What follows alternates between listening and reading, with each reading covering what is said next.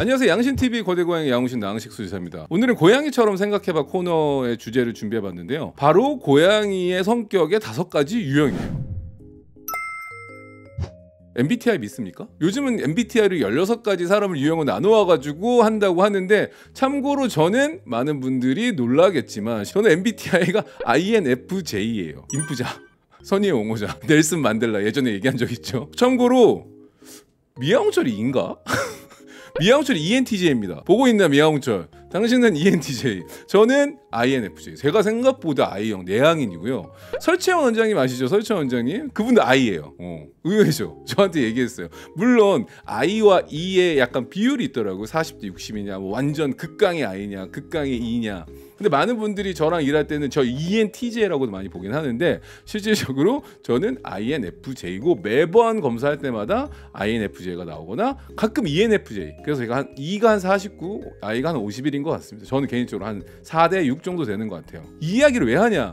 이 이야기를 하는 이유는 고양이의 성격에 대해서 5가지 유형으로 나눈 게 있어서 그래요. 이게 마치 E와 I, N과 S, 뭐 F와 T, J와 P 이렇게 4가지를 이렇게 성향을 이렇게 그래프처럼 이렇게 나눴잖아요. 그런 것처럼 고양이의 성격을 5가지로 나누어서 조사를 해서 이거를 유형을 파악한 조사 결과가 있어서 흥미로워가지고 오늘 한번 이 이야기를 해볼게요. 근데 이게 뭐 한두 마리 검사해서 나온 거냐라고 하면은 제가 이런 거 안 가져왔겠지만 외국이 대단한 게 남호주, 뉴질랜드에서 2,802마리의 고양이들의 성격을 요걸 분류를 한 겁니다. 꽤 모수가 많죠. 이 모수를 가지고 고양이들을 크게 5가지 성향, 5가지 이렇다 저렇다가 아니라 MBTI 보면은 이 막대 그래프 이것처럼 요 성향에서 요쪽이냐, 요쪽이 치우치느냐, 이 외향적으로 치우치느냐, 내향적으로 치우치느냐 인 것처럼 약간 그래프에서 약간 이렇게 왔다 갔다 하는 거라고 참고하시면 좋을 것 같아요. 그럼 이거 도대체 왜 써라고 하면, 이런 성향을 알아야지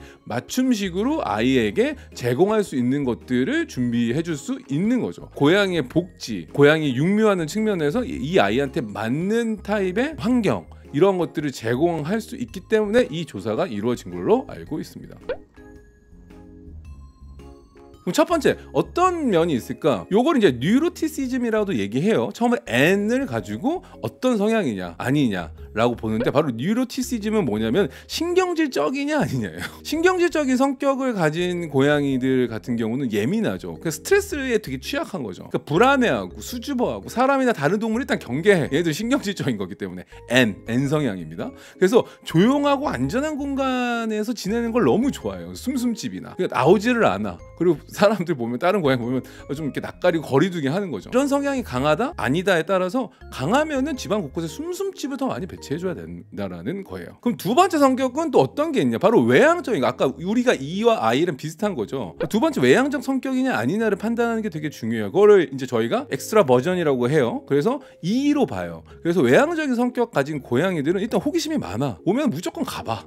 그리고 활동적이야. 지치질 않아요. 이런 애들한테는, 그리고 장난감을 한 가지로 가지고 노는 것도 싫어해. 그러다 보니까 맨날 장난감을 교체해줘야 되고, 특히나 이런 성향, 외향적 성격, 엑스트라 버전 같은 경우에는 캣타워도 좀 다양한 것들, 좀 약간 액티브한 거, 다양한 수직 공간을 만들어줄 필요가 있다라는 거죠. 특히나 그리고 인터랙티브 장난감, 토이, 먹이 장난감이 됐든 아니면은 뭐 행동 유발 장난감도, 헌팅 피더 같은 거 있잖아요. 아니면은 뭐 이렇게 휴지심에다가 간식 같은 거 넣어 숨겨 놓는다던가, 이런 것들을 적극적으로 쓸 필요가 있다라는 거죠.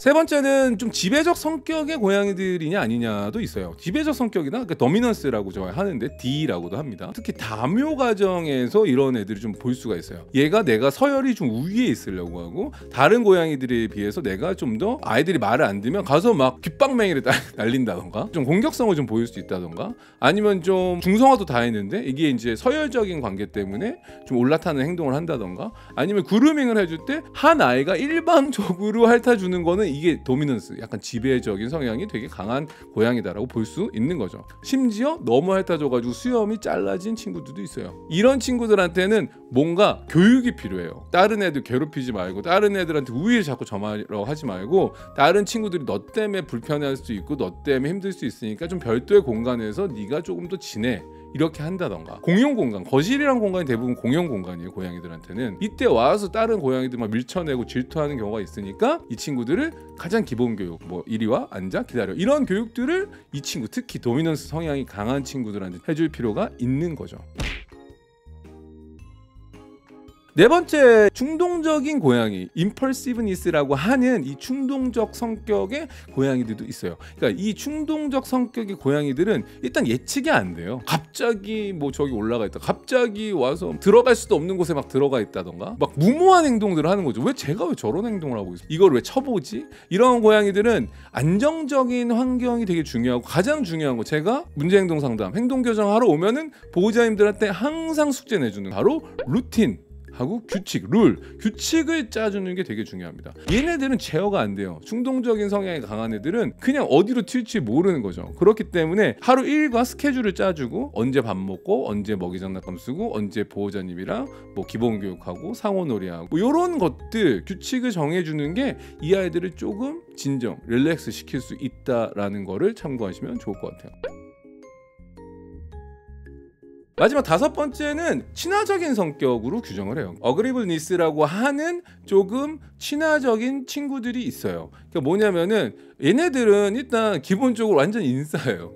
사람을 봐도 너무 잘 따라. 그리고 매우 다정해. 애정도 넘쳐. 와서 계속 비벼대. 만져달래. 이런 친구들, 이런 고양이들은 서로 상호작용을 할 때 되게 큰 만족감을 느끼기 때문에 최대한 뭐 자주 놀아주거나 아니면 자주 스킨십을 해준다던가 많은 애정을 표현해 줄수록 이런 고양이들은 더욱더 기분 좋아진다. 그래서 이런 친화적인 성격의 고양이들이 있다. 이러한 것들을 참고해서 이 연구를 했던 이유는 다묘 과정을 어떻게 관리할 거냐, 고양이들마다 이런 성향 차이들이 있기 때문에 이런 기존의 고양이와 새로운 고양이들, 아니면 이 고양이끼리 성격을 평가해서 어떻게 하면 조화롭게 지낼 수 있을지를 보기 위해서 이 조사 연구를 진행한 거고요. 그다음 특히나 또 극단적인 E, 극단적인 I, 극단적인 D, 이런 경우에는 조금 맞춤형 관리 방안, 좀 맞춤식으로 어떤 것들을 좀 더 제공한다라는 거를 뭐 결정할 수 있겠죠. 그리고 또 하나, 이런 뭐 충동적인 성향이 좀 강하고 아니면 우호적이지 않다, 지배성이 강하고 아니면 외향적이지 않다, 이런 거에 따라서 환경도 조성을 맞추는 거죠. 숨을 곳, 놀이공간, 조용한 장소, 아니면 뭐 수직 공간, 이런 것들을 이걸 통해서 고양이의 삶의 질을 높이기 위한 조사라고 보시면 될 것 같습니다. 오늘 뉴질랜드에서 2,800마리하고도 2마리 더 얹어가지고 진행했던 고양이 성격 5가지 유형에 대해서 한번 알아봤는데요. 많은 분들이 고양이의 성격을 다면적으로 판단하고 거기에 맞는 환경과 놀이, 이런 것들, 니즈들을 제공해 준다면 고양이의 삶이 더 나아지지 않을까 생각하면서 오늘 영상 마치도록 할게요. 오늘 내용이 도움이 되셨다면 구독과 좋아요, 알람, 댓글까지 부탁드리면서 안녕.